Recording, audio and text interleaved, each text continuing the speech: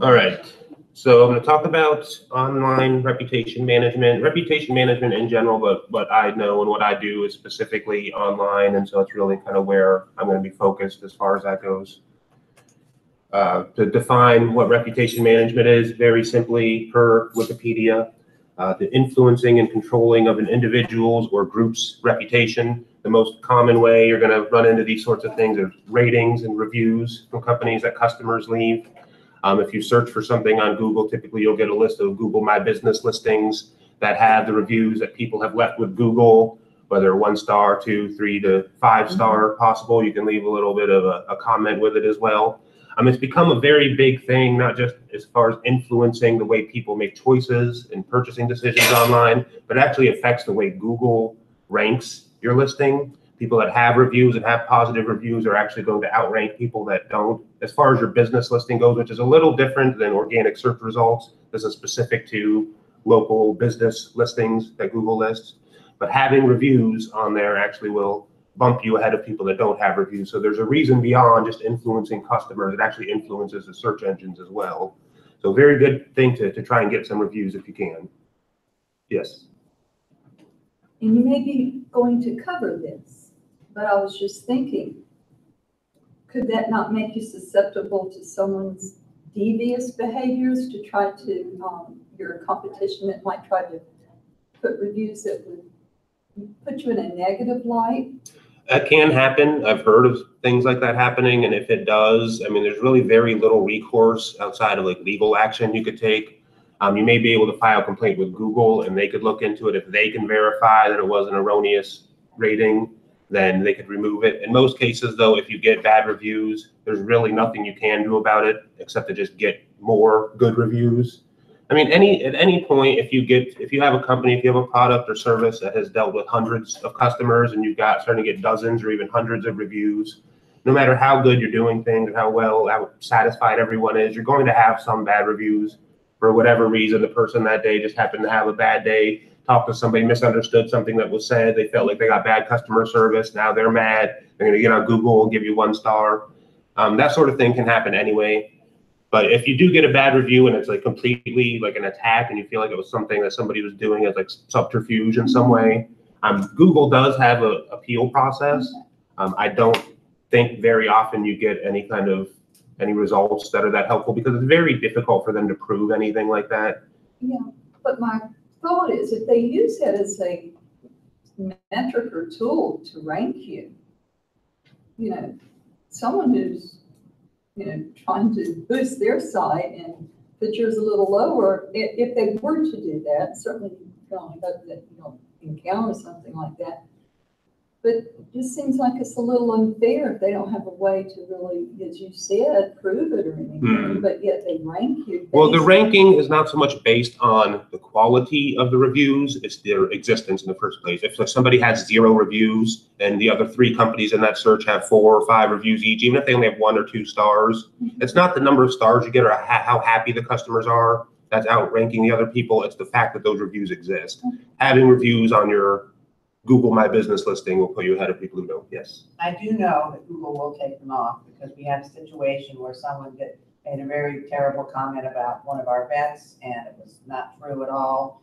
And they contacted Google, they wrote a letter, and this particular person had several complaints about them. So it is worth it for you to complain. Absolutely, yeah. And they absolutely took it off. And that's a good point too, because if somebody is doing that, there's a very good chance you're not the only one they did it to. And that would be something that Google could then track down and say, hey, 5, 6 people now have complained about this person. We could probably do something about it. So, yeah, definitely a good point. I like that. I appreciate that. All right. So AdWords, to define what that is, per Wikipedia, again, an easy way to find simple definitions. An online advertising service developed by Google where advertisers pay to display brief advertisements, service offerings, product listings, and video content within the Google ad network to web users. AdWords will encompass, actually, I think I described this stuff on my slides. So before I describe it in my words, let me go ahead. You'll see one right here, actually, as an example. This is a search ad. It shows up with your organic search results. If you search anything in Google, it looks just like a regular organic search result, except for you'll see a little AD in a square by the URL there to let you know that it is an ad. If you are doing searches in the future, if you've never noticed that, pay attention. You'll see typically the first 2 or 3 on top if you're using a desktop. If you're on a mobile device, it's different. But on a desktop device, you're going to see 2 or 3 ads at the top of every search that qualifies to have ads on it, or in 2 or 3 at the bottom typically. So yeah, the other types, and I'm going to get into this. So never, I'm going to get back to AdWords. I do have a description of it later in here. So let me go ahead straight to online reputation management, because that's how the slides start. What I'm going to be talking about specifically is a very, very simple version of online reputation management. It's not going to be as complex as you could get as far as like using a CRM to manage lead lists and that sort of thing, and automated emailing. But as far as just what to be aware of on your own as a small business or a small brand, what you can control in a very simple way, both monitoring the internet for mentions, both on social media, business review sites like Angie's List, Yelp, for instance. I have heard some things about Yelp that a lot of the reviews on there are actually false reviews, that Yelp is even hiring people to put on there. That may be true for things like Angie's List too. Some of these things may be uncovered in the future, but at the same time, they're still influencing what people do when they're online. Those reviews do matter. And you do want to be aware if somebody is, and for that particular reason you brought up, especially if there's a bad review, somebody saying something bad, you definitely want to know about that as quickly as possible so that you can do whatever can be done about it as quickly as possible. And the second part of it that I'm going to be talking about is actively recruiting feedback from customers, actually creating those reviews that you're going to see on Yelp and on Google, Facebook, wherever you happen to have a presence. To monitor the mentions, there are some tools that can be used. In some cases, if you have accounts on Twitter, Instagram, LinkedIn, there are settings within that application itself that will allow you to receive notifications if you are mentioned in anybody else's feed anywhere. Your name, whether it's your name, your brand, your product, your service. You may have to do manual searches just to see if anybody is talking about you. Once you start having, if you any amount of success is going to increase the possibility that people are going to be talking about you online. You can monitor those sites using their automated tools. In some cases, you will have to manually search, but there are tools like Hootsuite is one. There are others. Social Pilot is another one. They're paid services. I mean, Hootsuite, I believe, is about $20 a month. And it doesn't just do the social media monitoring. You can actually schedule, you can hook up your social media accounts to it. I think you'd have up to 20 accounts, whether Facebook, LinkedIn, Instagram, Pinterest, however many you want. Schedule your social media postings, and it will automatically post things according to the schedule. But it also has a monitoring service. You can put certain terms in, whether it's related to your product, your brand, or a competitor. And anytime something is mentioned that involves those words or related keywords, they'll give you notifications, let you know, hey, somebody's talking about so-and-so on Twitter. So if you can and you want to say something about it, the more quickly you can respond to something that's happening, especially on social media, especially something like Twitter, the more quickly you could react to something or have your say in it, the more effective it's going to be. One thing too that a lot of people don't know about that I use a lot, mostly for just research for things that I'm trying to understand and learn about at any particular moment. Google Alerts is a service that Google provides where they will actually send you an email anytime anybody posts a blog post, an article, a comment in a forum. If that site is indexed by Google and Google sees, you tell it, I want to hear it anytime somebody publishes something about kangaroos. When somebody puts a blog post about kangaroos up, Google will send you an email to let you know, hey, so-and-so just posted this. Do that with your own name, your own brand, your own product, your services, your competitors, and just let Google notify you anytime something is said about any of these things anywhere on the web that's indexed by Google. They'll send you a notification to let you know. It's a very useful tool. It's something I highly recommend. That's free also. That is free. Google Alerts is free, yes. Do you use it? I do use Google Alerts, yeah. All right, so the next part after the monitoring to make sure that you are staying on top of any mentions that may occur is actually trying to get those reviews and those ratings in the first place. It has become a very important part of how people make decisions. So this is a very simple little technique that I've actually borrowed from some other companies, how they do it. It's not necessarily going to be appropriate for everyone, but maybe you can kind of tweak it as to how you do things. I'm going to suggest sending an email to everybody as soon as they become a customer maybe you're there face to face with them and you can just, ask them point blank if they can leave a review, if they're happy with it. There are different ways of dealing with it, but the reason you want to be concerned about it, I did look up some statistics just to kind of buttress this point a little bit. 88% of consumers trust online reviews as much as personal recommendations. This is a kind of a conglomeration of different studies that have been done, but these numbers are based on tens of thousands of people that were polled by different organizations at different times. But 88% are now viewing online reviews as much as personal recommendations, which I do myself. I shop on Amazon a lot, and that's pretty much the primary thing I use to determine which product I'm going to buy, which one have the most reviews and have the best reviews compared to, if you have comparable things that have the right features and similar prices, that's really the only differentiator that I use. And I think a lot of people are that way too. Now, one thing that they found, a 1-star rating increase can result in a 5 to 9% increase in revenue. So a direct correlation between having a 3.5-star average Google rating to a 4.5-star average Google rating. Those companies are seeing 5 to 9% more revenue just by having that little bit of better reputation. Now, there is no way to remove bad customer reviews if they are legitimate. You can remove erroneous reviews, malicious reviews that were left by people who are specifically trying to attack you. But if somebody did not like your product and they give you a reason they didn't like it, there's no way to remove it just because you could say, hey, they were mad, they had a bad experience. They can fix it. The person who left the review, you can make things right with them. They can go back and fix the review, but you can't remove it. You can just bury it under good reviews. And that's not a bad thing to have a bad review. I see them. If you've got thousands of reviews, there are going to be some bad ones in there.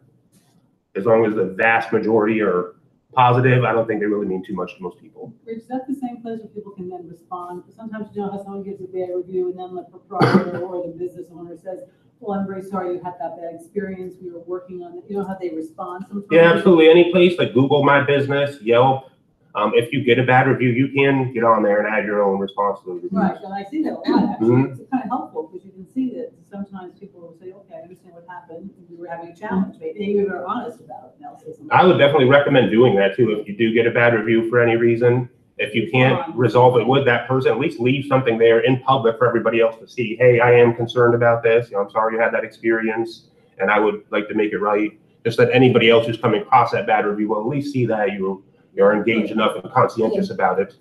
Yeah, us authors are told not to respond to a negative review on a book. Because then you can go get into a pissing match, and you certainly don't want that, because that's definitely a reputation ruiner. Yeah, for the author, to respond to a negative review. I could see that. That's kind of a niche thing, I think, and that's probably true for any kind of like artistic expression where people can have an opinion about it that is just based on their own subjective feelings at the moment when they saw it. I mean, something like a tangible physical product that you're buying or an actual service that's exactly the same for every person that comes through.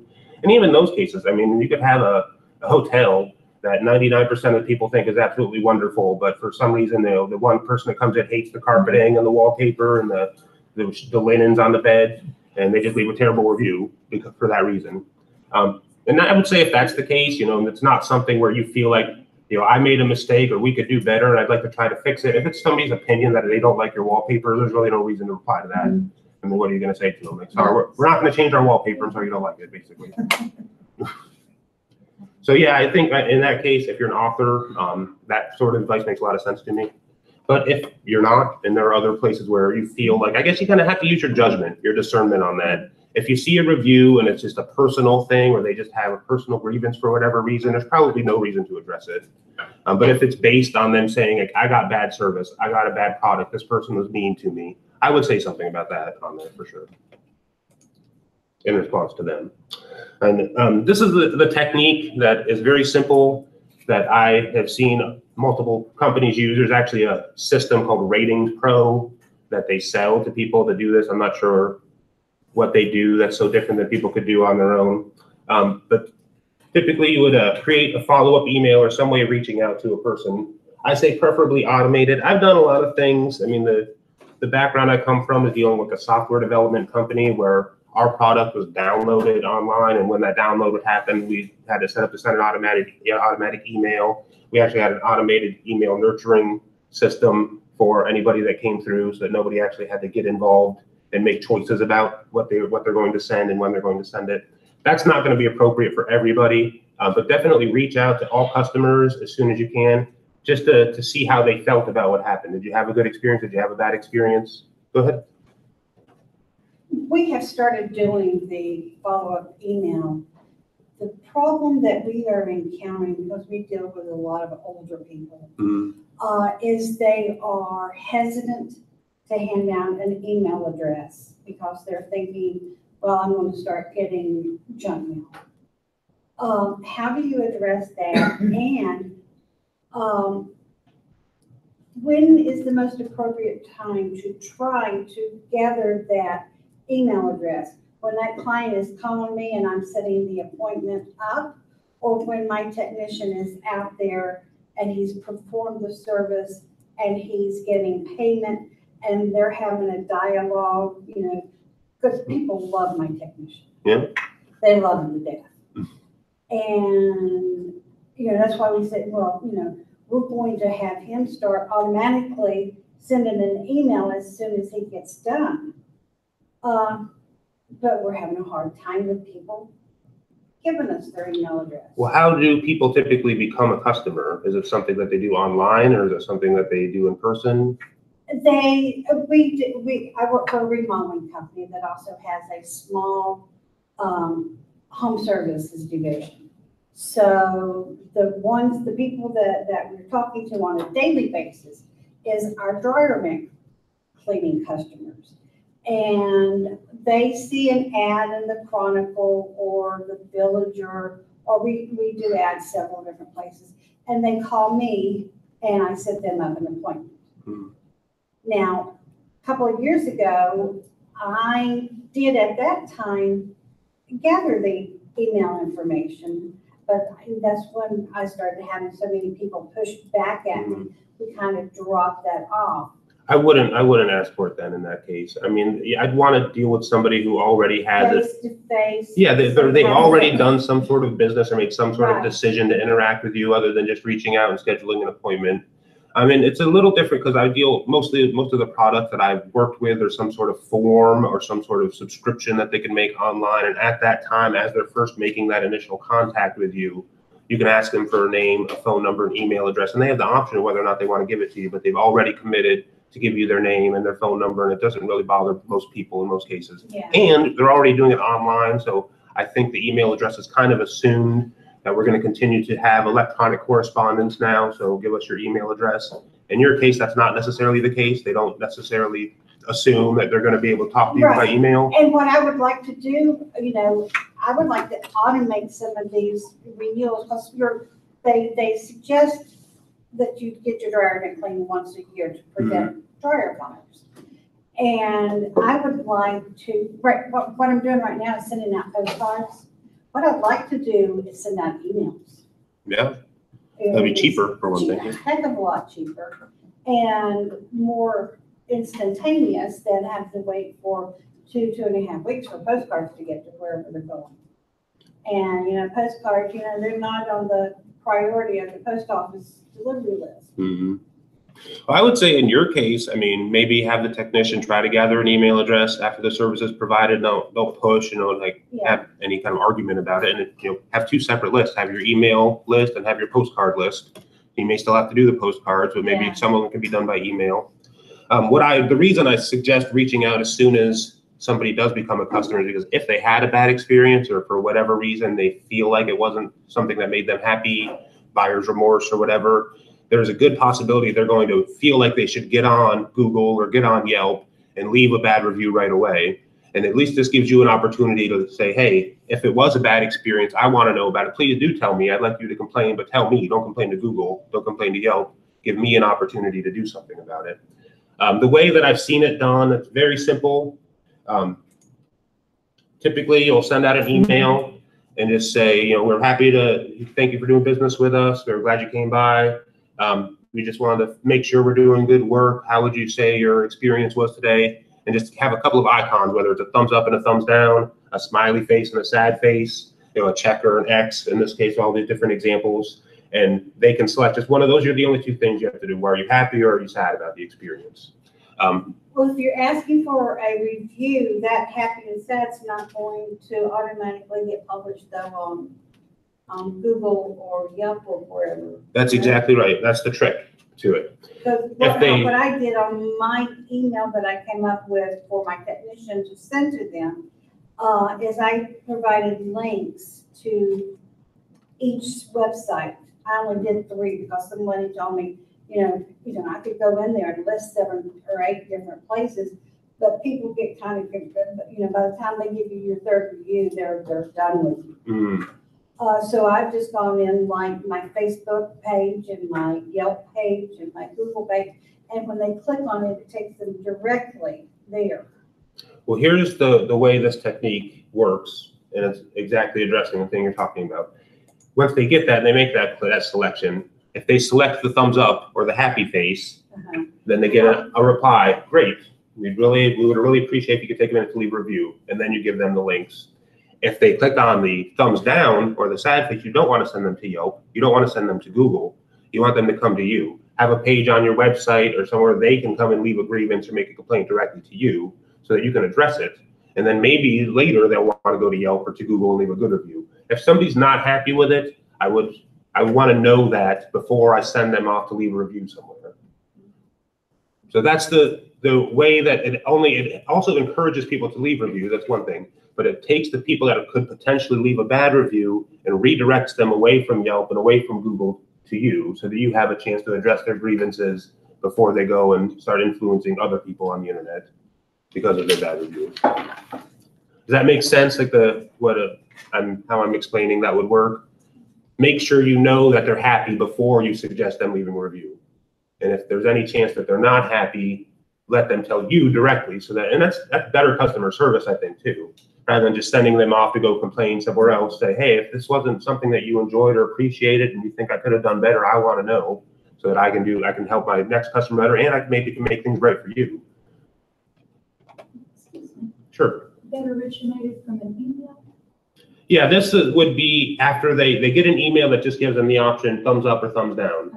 And then, and then once they make that selection, they'll get a follow-up email that says, great, or what would be better. And this is something because I'm a web developer, so if I need to just add a new web page to my site, it's like not a big deal. I just do that. A lot of people don't have that luxury. That's what I would do ordinarily. I have pages on the site, one for happy customers and one for unhappy customers. If they click the happy link, it just takes them right to that page. Great, leave a review. If they click the unhappy link, sorry to hear that. Please let me know what happened so I can make it better. And there's a form there to fill out. If you don't have the luxury of just having unlimited web pages created at will, maybe just have another email that you follow up with after that, instead of directing them to a web page. So to recap this portion of things, reputation management, the key things: monitor social media, for mentions, particularly social media where things happen so fast that if somebody says something, you want to be able to deal with it as quickly as possible, especially if there's a potential for other people to join in that conversation. Now you got 5 or 6 comments about you before you even had a chance to see it. So try to stay on top of that if you have social media profiles, particularly if you are getting more followers, more people are looking at what you're doing and more people are sharing what you're saying. You're increasing the likelihood that somebody might say something negative, or maybe not even negative, but misleading. And that's another thing that can happen. Somebody could say something about your company that's positive, but is not true. And you don't necessarily want that happening either. So just try to stay on top of it. Google Alerts, something if you're not using that, I highly recommend it. It's a very cool, free, automated tool that Google has. You can tell it about anything. You can use very long, complex phrases. Like, I only want to know about, anytime somebody writes about a kangaroo in Queensland that is under the age of 3, born on a February, then you'll get alerts specifically about that. Or you can be very broad. So anytime somebody writes about a mammal, you send me an alert. Do the alerts come through by email or text? By email. Yeah. You may, that's a good question. It's been so long since I signed up. They may actually have like an SMS text option now. But that was years ago when I first signed up for it. I haven't really changed it since then. And at that time, it was just email notifications. Be proactive about contacting customers before they leave a review to encourage positive feedback and redirect negative feedback. That sounds very simplistic, and it sounds like it doesn't really probably, I imagine to some people, probably sounds like it wouldn't make a big difference, but I can tell you there are several companies that employ this exact technique and even sell software that does this for you. So one in particular I'm talking about called Rating Pro. That's what their software does. It just sends you put an email list in there. Anytime you get a customer, you add an email address. It will automate your email sending and give them that option to either say, I'm happy, I'm sad. It will then automatically redirect them to a page to either leave a positive review or to let you have some negative feedback so you can fix it. That's all that the software does, and they actually sell it and people use it. And it's something people swear by. A lot of people really believe it's very, very helpful. Because not only does it keep you from getting the negative reviews, but it encourages good reviews. And it can turn unhappy customers into positive reviews too, because it gives you a chance to rectify the situation. All right, I'm gonna get into AdWords a little bit. What I'm gonna do, I actually created a dummy AdWords account that has nothing in it. So I'm actually going to log into AdWords. We'll try to walk through the process of creating a campaign, ad groups, keywords, and ads. Just as an example, it's kind of complex. They recently changed the interface. Go ahead. If you're going to be covering this, you don't have to worry about answering it. But I made a note to myself to ask about this on Google AdWords. I noticed recently, I haven't launched into doing that, but I was curious. And on the terms and conditions, it mentioned in reference that there would be charges after you reached a certain amount. It's like 10,000 or something, you know. But I thought, better ask about that. Charges after you reach. I'm not sure I understand. So many clicks. Well, you're charged for what AdWords is you're charged for everything, every click. That's its pay-per-click advertising. There was something else. Maybe I'm just not clear on it, but it was like the service was free up until a certain point. So it must have been something different. Yeah, it must be something different. AdWords you pay. Yeah, you literally, for the very first click you get from AdWords, they're going to charge you for it. You have to have a credit card on file that they can charge you immediately as soon as you use it. You don't have to spend a lot of money though. You can start with $4 or $5 on AdWords and it's worthwhile to just try and get a little bit extra traffic to your site. I'm going to kind of describe, I've been doing AdWords for a long time. One thing that is going to be a little bit difficult for me, they changed their user interface, but they still leave the old one up so you can use it. And because I'm just lazy and stuck in my ways, I always use the old user interface. Me too. Always the old one. Oh, okay, good. Yeah. I'm not the only one. No, But you're this not. thing, the new one's been up there for like more than a year now, and I'm still using the old one.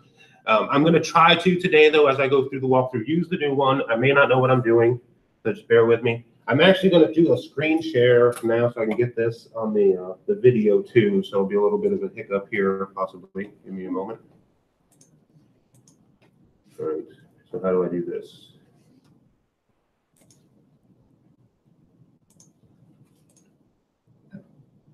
All right, that was disturbing.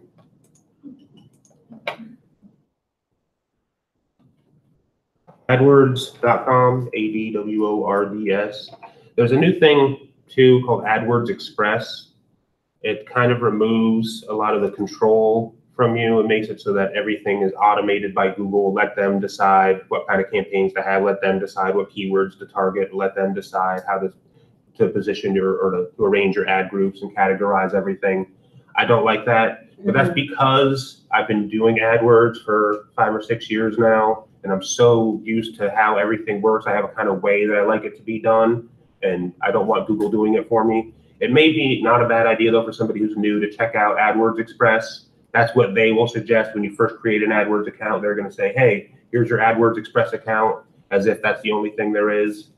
And I'm not going to say it's not a good idea to use it. You just have a lot less control over what's happening. Yeah, I don't like giving up control. Exactly, I'm the same way. Because they will, Michael knows that. When you have less control, they're going to send it out necessarily in searches where you don't want to spend that money because you know what might be better for your product.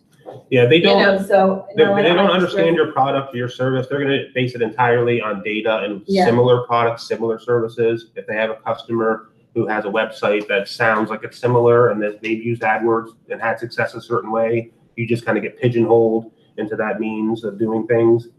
I don't like that myself. It's probably not, it might not be a bad way if you're just kind of dip your toes in and see what it's like. Maybe let Google handle it. If it's successful for you and you want to dig in a little deeper, then get into the real AdWords where you have a little more control. I really like pay-per-click advertising. It's something that you can spend just a little bit of money on and get some return and see if it's worthwhile for you, if it's doing anything. If not, then obviously don't spend any more money on it. In some cases, if you're in a very competitive industry, you're going to have to compete at a much higher cost per click. So you're going to be paying, in some cases, when I was advertising SCADA software, supervisory control and data acquisition, very niche market. You've got, we can get an advertised top of the page bid on SCADA software is like 50 cents. Now, if I got one of my clients does dump trailers, top of the page for a utility trailer in Ocala is like $16. There's like an enormous difference depending on what your market is and what keywords you're going to be targeting. People buy utility trailers apparently a lot more than they buy SCADA software, it turns out. And you pay for it.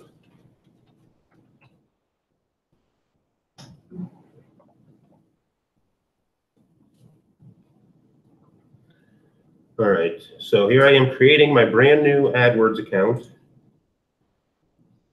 Now it asks for my website. I'm going to see if I can skip that because that will launch it into a series of automated messages telling me how I should set up my account based on what my website looks like. Again, you know what? I'm going to put a website in there because you guys don't use AdWords all the time, probably, I assume, in most cases. Yeah, I've been using it since 2005. So you've got some experience with it. Yeah, for sure. but And this for your writing? no. Most authors do not do well with AdWords because other authors we were talking about will click on deliberately to raise your budget. I use it for one of my other businesses, and I used it consistently until this March, and I had the first spot in Google. And I took it down because the company was acquired and it was a whole different ballgame. But I'm thinking of doing it again with a niche website, just with the same product, but a different. So I'm thinking of starting it again, but the bids were like over $2 a click. Yeah. Because it's a competitive market in health. But it's really a learning process.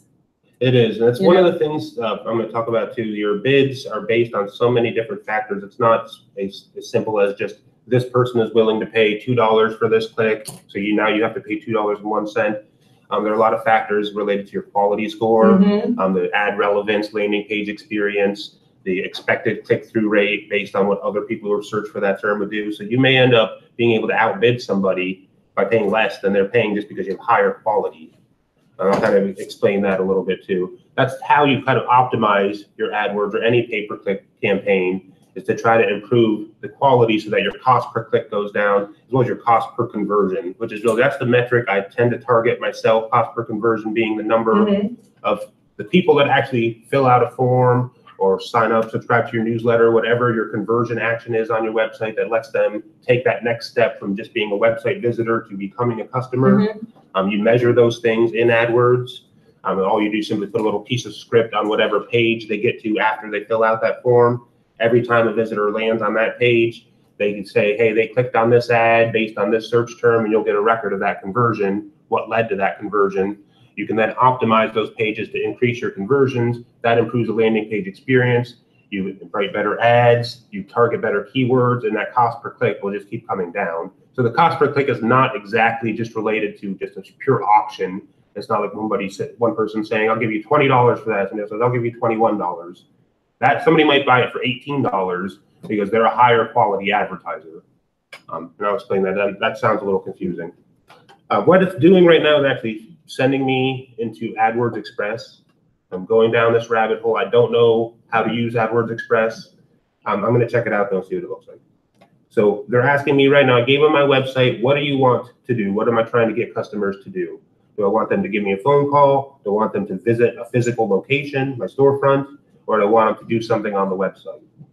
In my case, it's usually taking action on the website. I like that because it's measurable. Visit your storefront. I don't know how they measure that sort of thing unless you use one of their beacons, which is an actual piece of hardware you can get now that Google will give you to put in a location. And it can measure when a person actually enters your store now. Like, hey, this person looked at your ad earlier. Now they're in your store. That's a conversion on your AdWords account.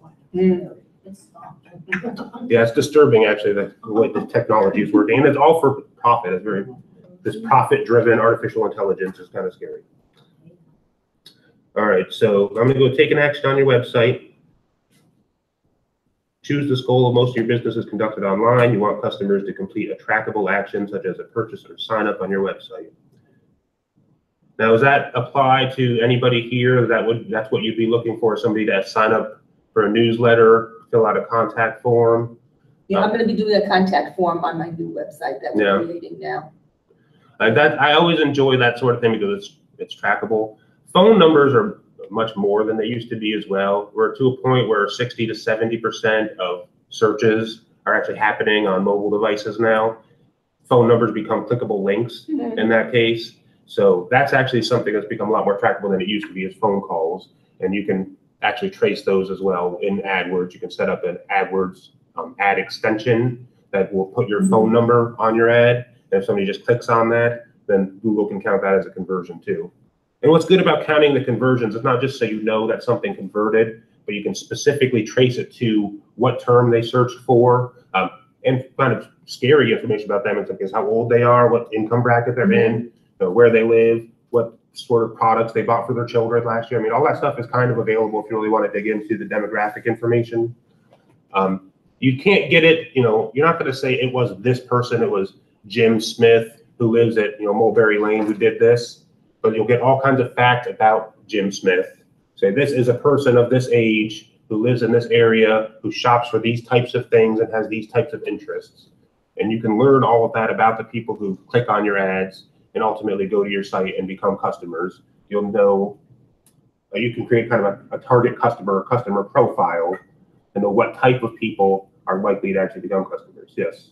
Question, what would be the difference in taking action on your website versus call your business? Well, taking action on your website would be something like downloading an app, filling out a form, signing up for a newsletter, whereas calling your business is specifically going to be about them using a phone number to give you a call. What Google does is they assign you a phone number. So even if it's not a clickable link, they'll give you a kind of a proxy phone number that you have attached to an actual phone somewhere, but that phone number only exists in AdWords. So anytime anybody ever calls that number, you know that it's coming from an ad that you paid for. And so that's something that you would do if that's your main goal, is to get somebody to call you. Google will actually give you a phone number you can use to advertise with, so that you'll know if you get a call from that number, there's absolutely no way it came from anywhere but an ad. Unless somebody saw your ad, wrote the number down, and then later was looking at something else and then decided to call you. But even then, it still came from the ad. So I'm not sure what my point was actually. Yes, it comes from the ad, and that's something that they would decide here. You don't set any of that up in regular AdWords. AdWords Express, this is what I'm talking about, where Google's trying to define the experience for you. Okay. In regular AdWords, you just get in there and you create your campaigns, create your ad extensions, and whatever you want. If they're going to give you a proxy phone number, and the person that's going to call you, that links to our real phone number. What if they write that phone number down? Is it a link, or do they give them a phone number to call? It would be an actual visible phone number they could write down. Which if they called some other time, anytime they called, it would go to our number. Exactly, yeah. I don't believe, like, if you stop advertising, for instance, and stopped using it, and they still had that number written down, I don't believe it would ever be assigned to anybody else. It may stop working. If you're not paying Google anymore for advertising, that number, I would imagine they're not going to keep forwarding that number to your actual phone, but they're not going to assign it to another business. So if somebody calls that number, they're not going to get some other company somewhere. And does it say something about the hours that they can call or anything? You could put that in there if you would like, yeah, absolutely. they would encourage that, in fact. One thing about AdWords that I enjoy quite a bit, really enjoy, probably not the right word, I appreciate, I guess, is the way you can target people. You can target people based on their age, based on their interest, the other things they've searched for online. And specifically, the thing that's most helpful is regional targeting and exclusion. So you could target, say, I only want to show my ad to people in Citrus County while they're searching, but not people that live in Lecanto, because I don't like people from Lecanto for whatever reason. I don't know. But you could do that sort of thing. You could say, I want to target Citrus County, but if they're in Lecanto when they're searching, no, don't show them my ad. So there's no chance they're going to click on your ad, no chance you're going to pay for a click you didn't want. And that's one of my favorite things about it, is it also makes it something that becomes much more improvable or optimizable when you can see, I'm getting 90% of my activity from the specific type of person in the specific age group, or that lives in the specific town, or at the specific time of day. Like all of my leads are coming from people that clicked on my ad between 3 and 5 p.m. So I'm just going to stop showing my ads the rest of the day, only show them at between 3 and 5 p.m. And you're cutting out all that extra wasted cost, paying for clicks that don't go anywhere the rest of the day. Can you be as specific as neighborhoods within like a zip code? Like 34442 is Hernando, but you've got Citrus Hills, Terra Vista, Canterbury Lake Estates. Can you say, I want just the people in Terra Vista? It would depend. In some cases, I'm going to say yes. It's all one zip code? You can, they break this down in a number of different ways, and I hope in AdWords Express we'll be able to see that. I'll be able to show you what I'm talking about. If Google has it defined as a defined area, then absolutely you can target people in a specific neighborhood or exclude people in a specific neighborhood. Terra Vista, I don't know how big it is as far as population. Google may not recognize it as a defined area that can be categorized that way. So I don't know for sure specifically that, but yes, in a lot of cases, you can be that specific with it. But isn't it also when you say you want to block a city, it's within a 25-mile radius of that city? You can set it so that way, something like yes. that, yeah. You can set it that way based on a radius from a certain zip code. Yeah. Like I only want people within a 10-mile radius of 34428, for instance. And then it doesn't matter what town they're in. It's just, are they within that radius on the map?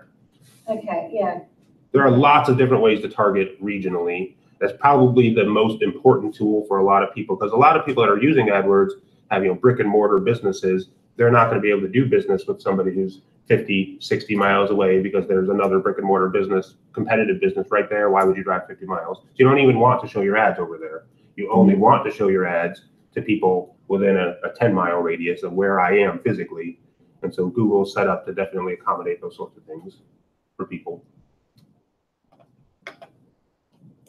All right, so I'm going to pick this goal. All right, so here we go. This is what they're talking about now. Where are your customers? Near my business or in specific cities, states, or countries? Near my business, what we were just talking about with the radius. So you just define where you're located and how far away in any direction you would want to reach out to customers. Or if you want to target people anywhere within a specific zip code, within a specific county or city, town, then you can select this option. And here, look, they've already made some recommendations for me. Bellevue, Anthony, Ocala. I don't even know where Anthony is. Where's Anthony? Does anybody know? That near here? Right there, yeah. Right underneath the. Is that this thing down here? That's No, Bellevue, right? above it. Right Oh, here it is. I above see. it. Okay. Huh. So that seems odd that they selected these areas specifically. But yeah, those are the ones they recommended. I'm imagining that's probably based on other people around here who have advertised before, have targeted those areas. So Google's just assuming that that's where I'm going to want to target. You can eliminate any of them by clicking on the X. You can add anything right here. All right, Terra Vista, how do you spell that? TERRA space VISTA. Like that. So we've got one in California, one in Colorado. So it does not look like you can target that specific area right now. But if you get enough people trying to do it, like, yeah, let's try Citrus Hills. That'd be a good one. That's probably just about the sort of thing that would show up in here.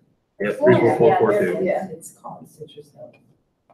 It's already included in Hernando right here. Right, yeah. So that's interesting too. And that's the sort of thing they'll let you know, and they actually show it on the map overlapping a little bit too. All right, but assuming we'll like these locations, those are good places to target, we'll go to the next part and see what they want us to do. Define your product or service. Internet marketing agency, website design, advertising agency, or custom, whatever you want to enter here. You see bakery.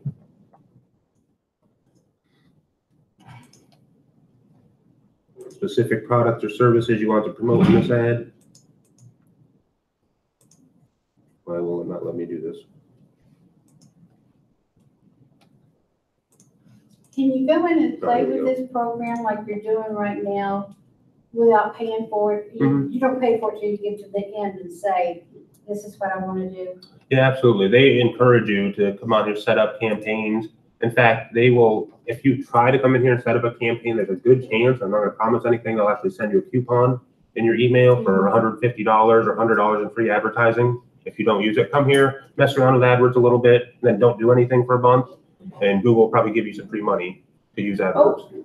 They won't do that with an existing account that's been quiet If for a you're couple on there, months, right? well, they might if you've been quiet. If you're on there spending money, no, they're not going to give you free money. Right, But if you seem like somebody who might spend money there, Okay. you're just not doing it, yeah. they'll give you free $50. I just got $150 because I was for Citrus Business Boosters. I think I spent like $10 total advertising on AdWords a year ago.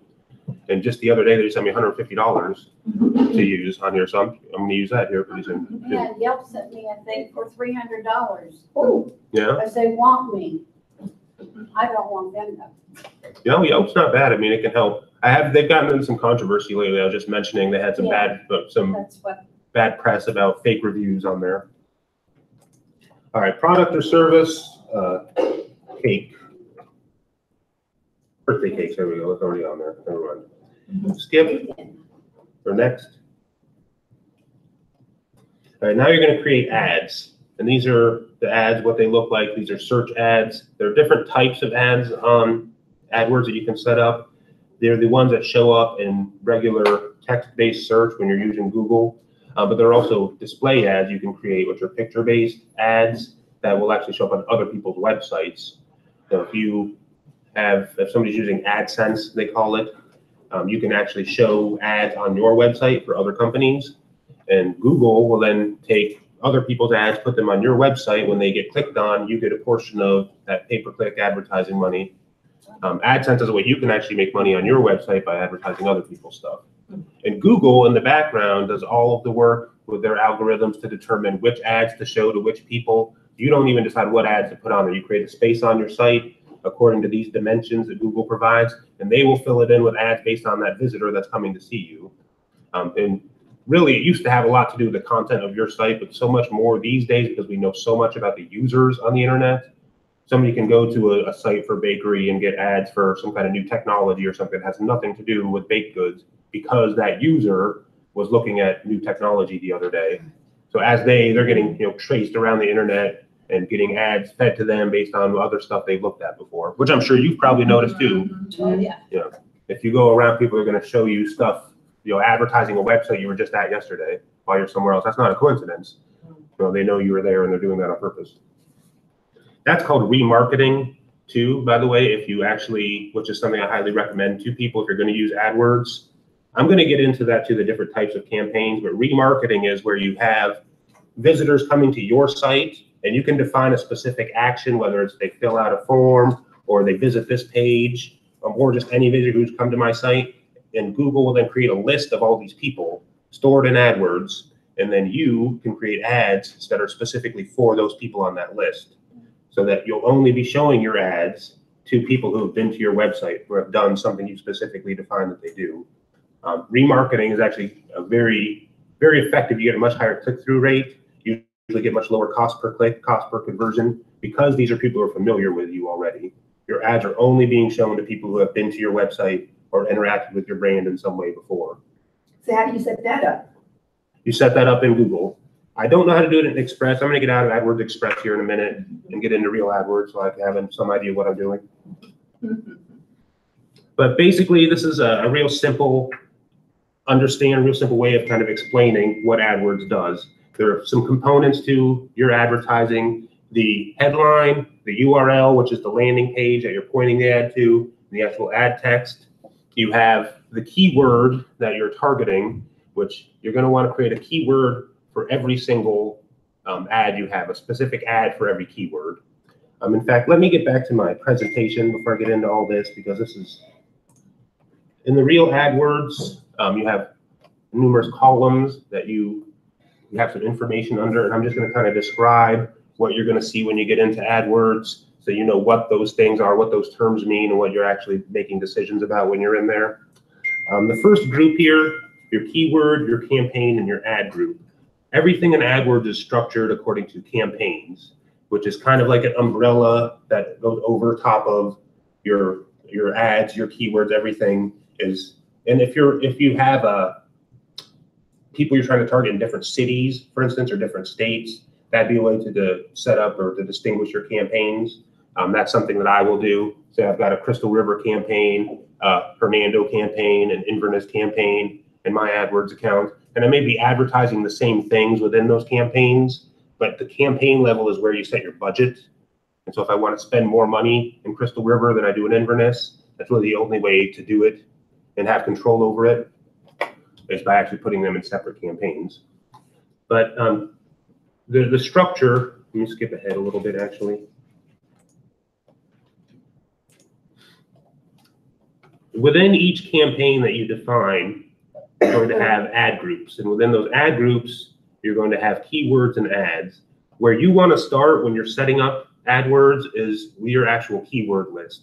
Anybody who was here last month, I talked about doing keyword research and determining the words that are most searched for and most appropriate for whatever you're selling, your brand, your product, your service. That same keyword list would be a good place to start in AdWords. The keywords that are not only most appropriate to your site, but are the most searched for terms, things that people are actually looking for. You are going to find they're more competitive if they're highly searched, and there are things you can do to help you with that. So that's where you want to start. Do they still have the keyword tool? They do have a keyword tool in AdWords where they will actually suggest similar or related keywords. You can put in your keyword, and in fact, it'll automatically do it when you're adding keywords. Now it'll make a list of suggestions and see if you want to put any of those in there as well. There are other things you can do, like as far as the match type, which is whether it's exact match, phrase match, or broad match. I wasn't really planning getting into all that, but you can set it so that a broad match type keyword is any word that includes this in a phrase. If it's a word that has a similar or a variation of that word, you can come up in those matches. If it's an exact match, it literally has to be exactly what you typed in there that you're targeting, or your ad won't show. So there are ways to kind of define and make it a little bit more specific, so you're not wasting money. That's ultimately the key with AdWords, is be as specific as you can and target people so precisely that you're not spending money. Every single click that comes to your site is a potential customer, because you can waste a lot of money on AdWords if you're not thinking about that sort of thing. So make sure you're only targeting words you want to target. Each one of those keywords should have its own ad, and you want to group those into ad groups. So if you have 3 or 4 keywords that are related or similar, put each of those in their own group. The structure is not something that you can choose. I mean, you have to have campaigns, you have to have ad groups, and those ad groups have to have ads, and they have to have keywords. The only thing you can decide is how that's going to be structured for you, for your specific case. So you decide what keywords you want in there, you decide what ads you want, what landing pages you want those ads pointed to. That's a very important part of it too. What page on your website is somebody going to land on once they actually click on that ad? Because not only is that going to affect the user's experience, but that is part of your quality score, and it's part of what Google uses to determine how much they're going to charge you for clicks. If that landing page, and it's completely algorithmic, it's not a person going and looking at it, but Google will send a spider over to your site, look at your landing page, and see how well it matches up to your ad, to that keyword, and to other people's advertising success that they've had, successful advertising accounts that use a certain type of landing page. Your landing page now is going to be measured up against those other people's landing pages. And that's stuff you just kind of have to learn from your experience. Yes? Well, I'm sort of not with it here. Okay. Much, but we have a service that we provide. We're nonprofit. Okay. And so if we wanted to just get the word out about our service and we wanted it to go to different locations, even though the keyword might be the same in all those, we have to have a separate ad for every place it goes. Well, no, you could use the same keyword in the same ad. You would want to set that up in different campaigns in that case then. So you could just duplicate your keyword in your ad. You would have a separate one as far as put in a separate place in AdWords, but you could be the same ad and the same keyword. We basically probably only have one. Well, what you could do if you're doing that, you've got one thing you want to target, you create one ad, one keyword, and create one campaign with one ad group in it, and just you could pick whatever locations you want within it. So you don't have to make one set for, Inverness and then another set for Hernando. You just make the one ad and the one keyword, and you tell it, I want it to only show in Hernando and Inverness and Crystal River and Homosassa, but not Beverly Hills or whatever the case may be. If you're doing different countries, should you have a different ad group per country? I would have a different, and for me, it's all about budgeting, is how you want to be able to decide how much money you're spending. That is all determined at the campaign level, like what your daily budget is and what your limit is. So if you've got multiple countries, what I would ordinarily do is give each one of those their own campaign. Because if it turns out that you are spending 3 times as much money in Germany as you were in Romania for less results, maybe I don't want to spend so much money in Germany. And that's at the level where you can put those limits on, is at the campaign level. Okay. Now you bid on each individual keyword. Each one has its own bid. But as far as the spending limit, what your budget is for the day, because AdWords you'll spend everything you tell it to spend in a given day. Say, I want to spend $50 a day. It'll spend $50 a day. But that limit is set in the campaign level. So if you've got that sort of situation where you're targeting different areas in that way, if you want to have control over how much money you're going to spend in each of those areas, you kind of have to split them up into separate campaigns. All right, well, let me just ask one more. Go ahead, sure. And then I know this is kind of a complicated thing. If we do spay and neuter, low-cost spay and neuter services in Citrus County only. Now, how big can a keyword be? Can the keyword be low-cost spay and neuter in Citrus County? Absolutely. That's called a long tail keyword, and those are recommended in a lot of ways because you're going to get only very specific searches. You're not going to get as many. You're not going to show up in as many places because you'll have to get a search that includes all of those things. Like a person would actually literally have to go to Google and type in low cost spay and neuter in Citrus County for your ad to show up. But when your ad shows up, I mean, that's great. That's a perfect ad for that person who's looking for that. And you're likely going to get a click. There's a good chance you're going to get a customer or a lead out of it at least. And yeah, that's that's actually a type of keyword or type of key phrase that marketers suggest using more of. They call them long tail phrases because you're going to target much more specific customers that way, as opposed to just saying, spay and neuter or, low cost spay and neuter. Although I would think that would be pretty good, especially if you're targeting, because you're targeting regionally anyway, you can just say low cost spay and neuter, target Citrus County. You're only going to show up for people in Citrus County who are searching for that term anyway. But yes, definitely in that sort of case too, depending on how much success you have or how much you want to invest in, you may want to try just targeting spay and neuter and see if you get too many clicks, you're spending too much money and not becoming leads. But if you really want to drill down in that way and look for people who are specifically looking for low cost spay and neuter, I would highly recommend putting as many specific types of words into your key phrases as you can. That's just going to save you money. All right, so and this is something I'd already mentioned a little bit. Create an ad, create and ad, I thought they were going to, for each keyword you target. Group closely related keywords and ads into ad groups and group related ads into campaigns. I don't know, not very good typing that day.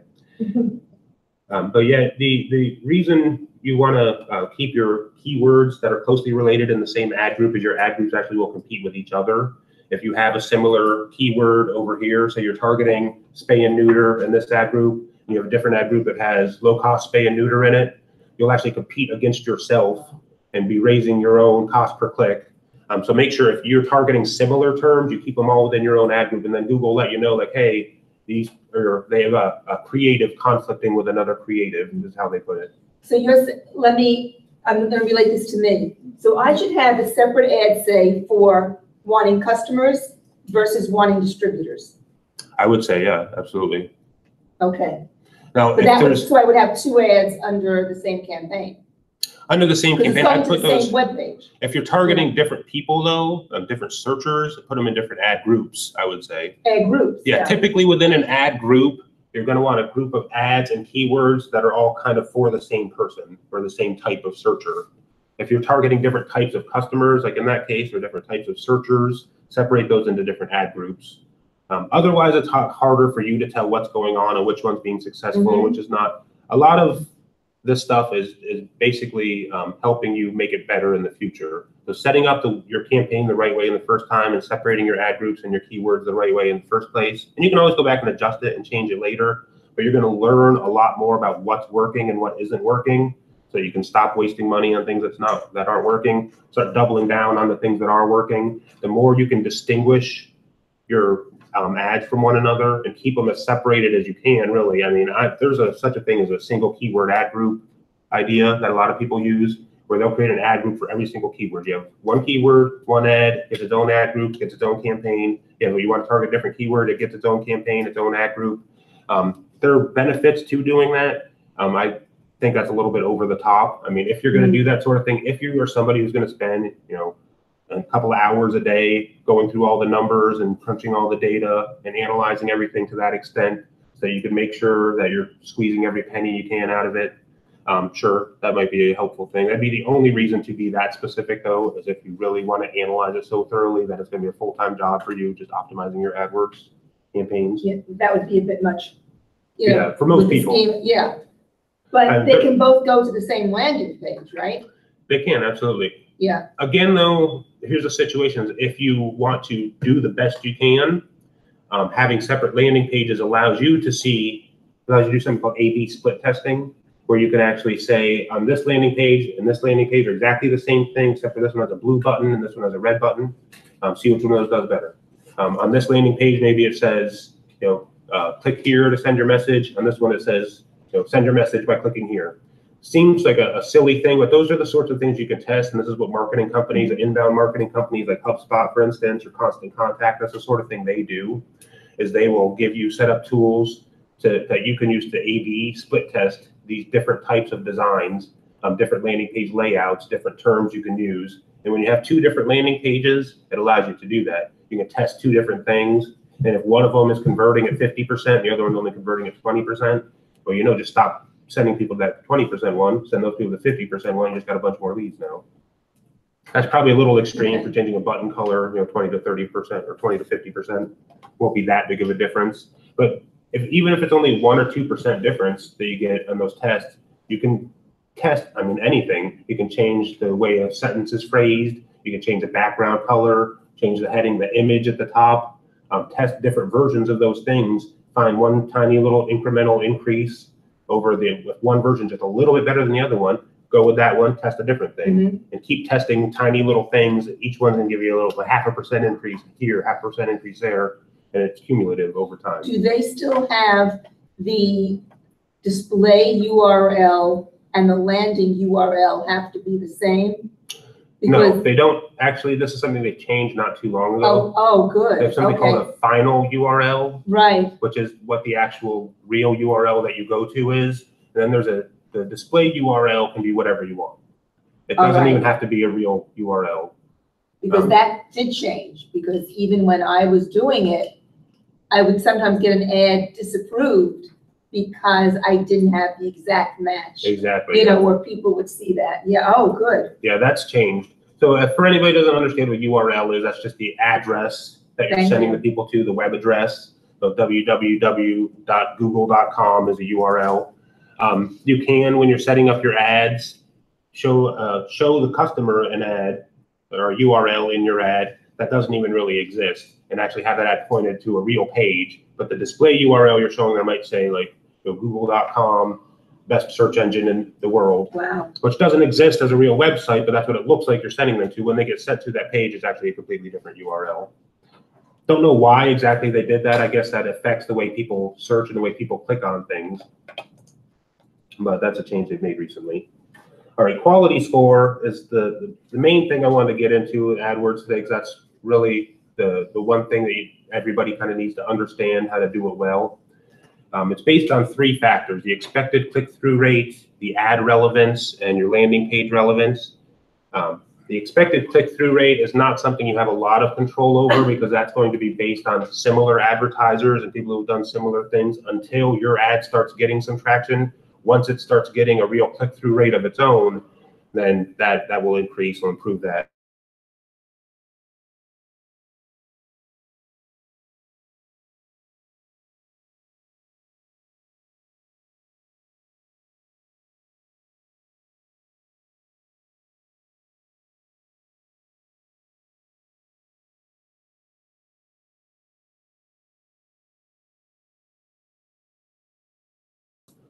If you have a dedicated landing page for a specific keyword, include that in the actual address of the page as well. Your landing page relevance is the page that the customer is going to be landing on, and there are a number of different factors that they can use to determine whether that's good or not, but it's mostly based on keywords. That's a simple thing you can control. Make sure the keywords you're targeting is included in your ad and included in the web page that they're landing on once they click on your ad. And that's something that is a good place to make changes to improve the successfulness or effectiveness of your ads is on the actual landing pages on your website. Not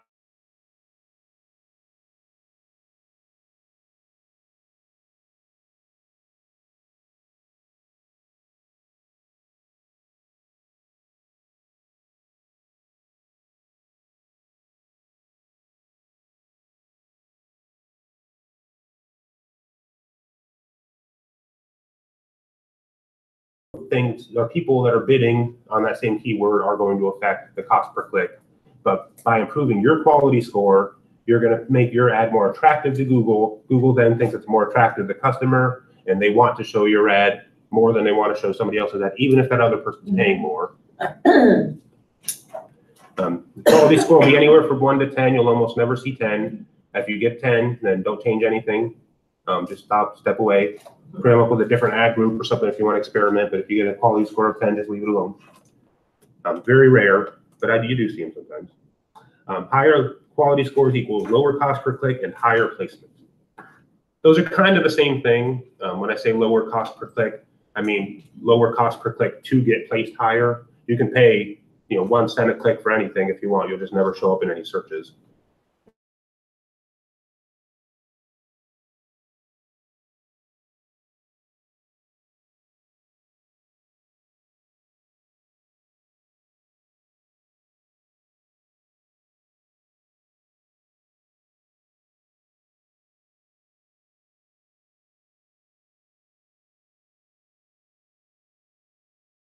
Compete with the other people in the auction before Google will be able to tell you, all right, your estimated top of page bid is $1.16 for this word. So you'll know exactly what you need to bid to get up there. That changes so much though, because if somebody else later that day starts bidding on that same keyword and they're start paying $1.20 for it, your estimated top of page bid now is going to be $1.21. But when the cost per click, like I said, you can pay whatever you want. What you are determining is how much you're willing to pay to get to where you want to be in those search results. And when you have better quality scores, that cost comes down.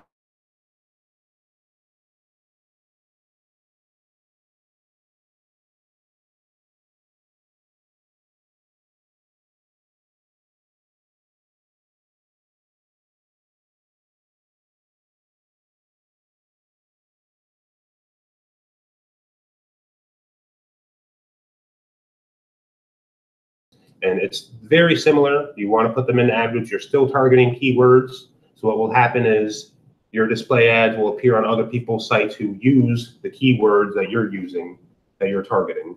So if you want to target a spay and neuter we talked about, and you want to have a display ad that targets spay and neuter, when people are on some other veterinarian's website that talks about spaying and neutering, they can see your ad when they're there. And that's a good thing to do. I like display ads particularly for remarketing. I was talking about earlier, targeting people who've already been to your website, already have met your brand. When they're on somebody else's website now, to kind of get yourself in front of them. That's one thing I like display ads for. Display ads are usually very cheap, very low cost per click because it's a much wider net you're casting. They're not as specifically targeted as search ads. So you end up usually paying a lot less for each click. The clicks end up also being a lot less valuable usually though. You'll get a lot of traffic from people who are not really relevant and not people that you necessarily wanted to target. So that's why you pay less for them. Display ads can appear on apps now. If you're installing a new app during the installation process, sometimes you'll get some Google ads. Your display ad you create in AdWords can now show up in other people's apps as well. You see a lot of ads now, they're interrupting videos. And they're showing ads on Facebook. It's awful. And that's another thing, another type of ad you can create in AdWords or video ads.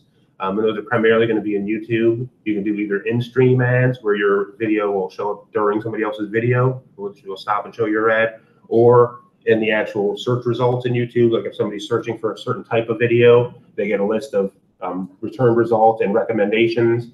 You can have your ad show up there, or actual video ads that are included in the video. YouTube is Google, of course, so that's all managed within AdWords. If you want ads on YouTube, you can do that in AdWords as well. Remarketing, I talked about people who visit your website can be targeted by your ads while they're visiting other websites. They can be text ads, display ads, or both.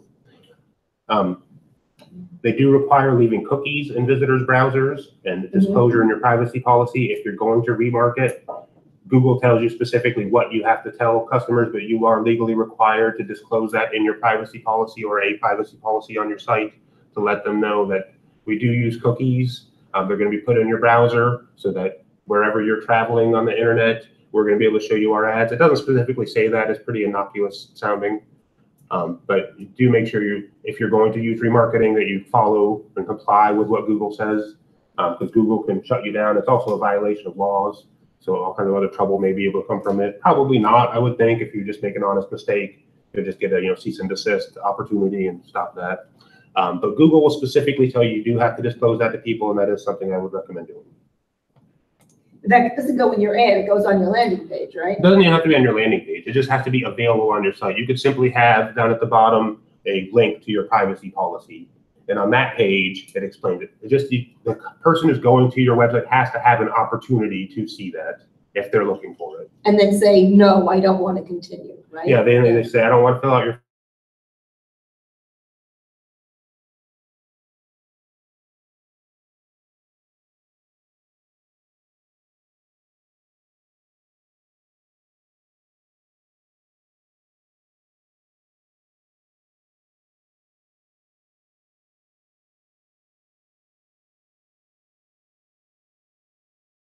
reputation management.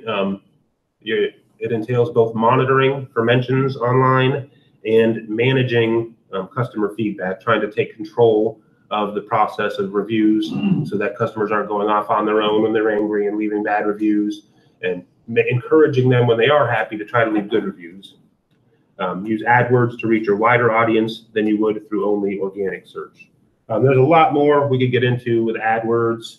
One thing, as I was setting this up, I kind of felt like would be a more appropriate topic, and what I was planning to do next month, that I think is kind of make it a little bit more accessible to people. It's how the actual user experience on your website and how to manage that, what to do with your calls to action, and using things like forms and how to measure the activity on your site and the conversions on your site, and to make improvements to it later. I'll get into using Google Analytics a little bit. That's kind of much more my forte. That's really what I do for other people, is take existing websites and convert those sites into something that is going to make it a lot easier for people to become customers, and then track that, decide what we can do to make it better in the future, and how can we constantly be improving our conversion rates. And there's some very simple things to get into with that. And it also relates to AdWords. That's what made me think of it, because your landing page experience is very much about that, making it easy for a customer to get what they were looking for in the first place. So when they put that search term in the search engine, they start seeing some ads come up. They click on an ad, they go to your site. If they've got to click around 3 different pages to get to somewhere where they can actually go ahead and take that action they wanted to take. Maybe feel like, well, I want to explain how good we are, how great we are doing what we do. If they don't want to hear that, that's just annoying. Give people an opportunity, make it real easy at any point to just click on it, the button that says contact us, take them to a form, a phone number, something, put everything above the fold, as they say. It's kind of an old newspaper term where you got the newspaper, you're looking at it, it's folded, and you're going to see everything that's above that fold. Otherwise, you have to turn the paper over to get to it. When you talk about websites, everything that is visible before you scroll. So if they have to scroll down to get to your phone number, if they have to scroll down to get to the form, you're adding more friction and you're decreasing the likelihood that they're going to convert. So put as much stuff as you can above the fold, make it easier for people to contact you. If you want to give them a lot of information, great. If they're looking for it, that's great. But if they don't want it, make sure they always have an easy way to say, I want to stop reading this, just give me a phone call or something and contact us. So that's kind of what I want to get into next month, is more of that sort of thing. I think that's going to be a little more appropriate for people, hopefully. I like that. All right, good. We'll do that. In fact, actually, that was my next slide on it. Managing the user experience on your website. All right, so does anybody want me to go into AdWords? Should I do that still and see what real AdWords looks like? Yes. And kind of go through that interface there? I do, if you One have person? time. We'll see what everybody else wants. Anybody have any questions about anything?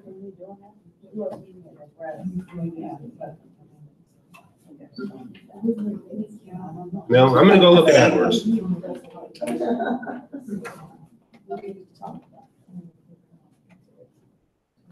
Let me ask you a question again. Sure, and I'm please. the low man on the totem pole here.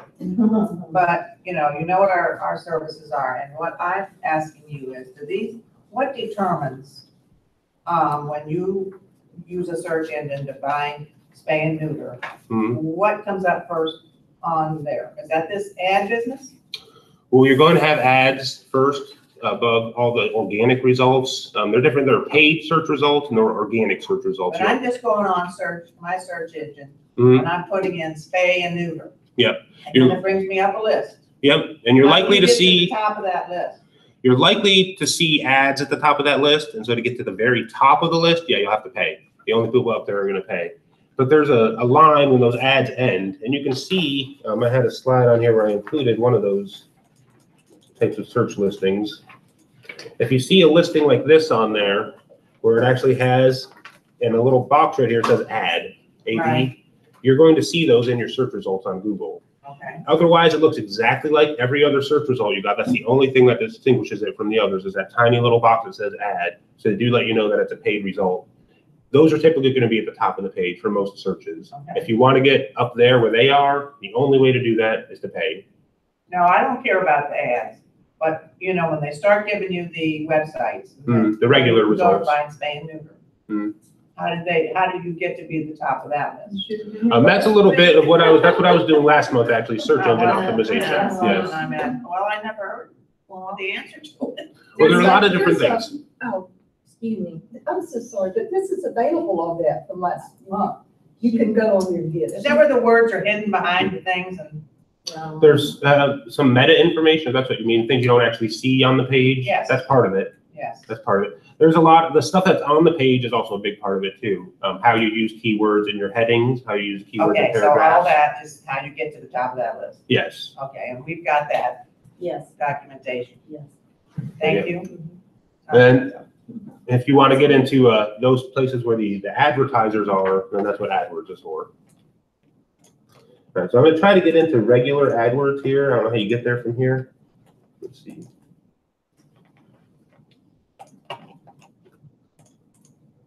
Maybe if I just remove this part of the URL. Try again. No, not going to let me. Let me ask you this while you're doing that. Yes, go ahead. Instagram, I know nothing about Instagram, but is Instagram something that we need to be involved with to be keeping up with the times? I know young people, very young people use Instagram. Most of them are not using Facebook now.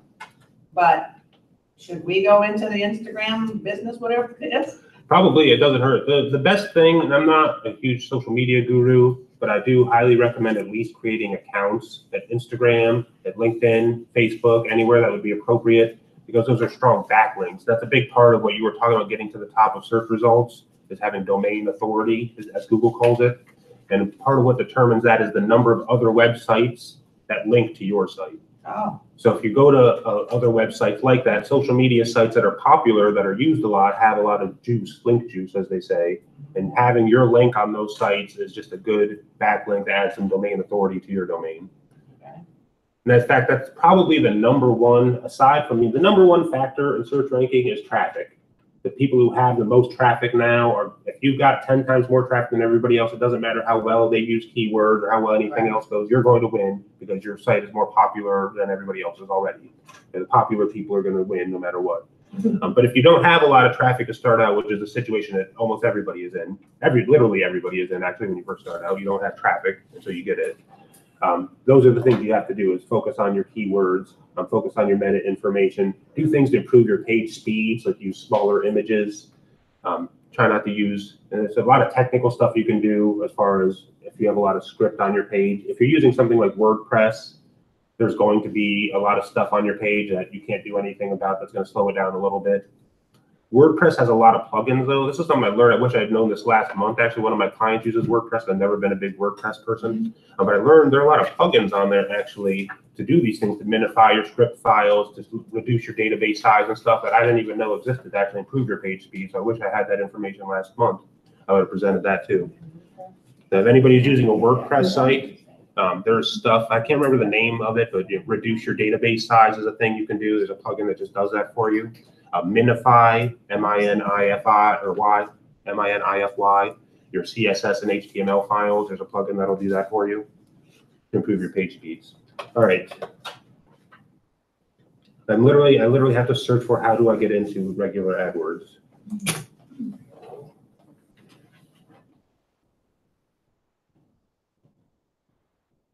It's not even going to let me. You know what? I know what I need to do. I just log in with a different account.